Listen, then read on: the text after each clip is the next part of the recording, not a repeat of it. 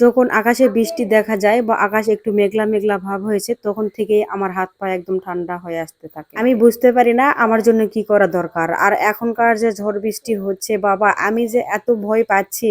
আজকে যখন ঝড় আসলো তখন আমি আর আমার ছেলে ঘরের এক কোনায় চুপ করে বসেছিলাম আর ভাবছিলাম যা কিছু হয়ে যাবে যাক, কিন্তু আমরা এখান থেকে আর উঠবো না। আমি আর উঠতেছি না, এত ভয় পাই এত ভয় পাই, ভয়ের জন্য শরীরটা একদম ঠান্ডা হয়ে আসে। ঝড় আসলেই মনে মনে ভাবি আল্লাহ আমার যা কিছু হয়ে যায় যাক, কিন্তু আমার সন্তানকে তুমি হেফাজত করো। জীবনে প্রথমবার এরকম পরিস্থিতির সম্মুখীন হওয়া আর এভাবে যুদ্ধ করেই বেঁচে থাকা। আগের সময় তো ঝড় আসলে মনে করতাম যে ঝড় বৃষ্টি যখন হবে তখন ঘুমটা আরামের হয়, আর এখন তো ঝড় দেখলেই ঝড় আসবে মনে হলে চোখের ঘুমটা হারাম হয়ে যায়। রাতে হলে তো রাত জাগে বসে থাকতে হয়। তবে আজকের ঝড় বৃষ্টিতে আমার ঘরের অবস্থায় যে এরকম দেখতেই পাচ্ছেন দুরবস্থা হয়ে গেছে একদম। কোনো কোনো সময় নিজের ধৈর্য এবং নিজের মনোবল হারে ফেলে দেই। এরকম পরিস্থিতি দেখে কার মন ঠিক থাকবে বলেন। আজ তো মনে হলো যে আমার স্বপ্নগুলো হয়তো বা ঝড় বৃষ্টিতে উড়ে চলে যাচ্ছে, ধুয়ে যাচ্ছে। জানেন তো এরকম পরিস্থিতি নেই খুবই কষ্ট লাগে। আসলে এই অনুভূতি আর এই কষ্ট, এই মনের অবস্থাটা কাউকে বোঝানোর মতো নয়। চোখের সামনে বৃষ্টির পানি এসে আমার ঘর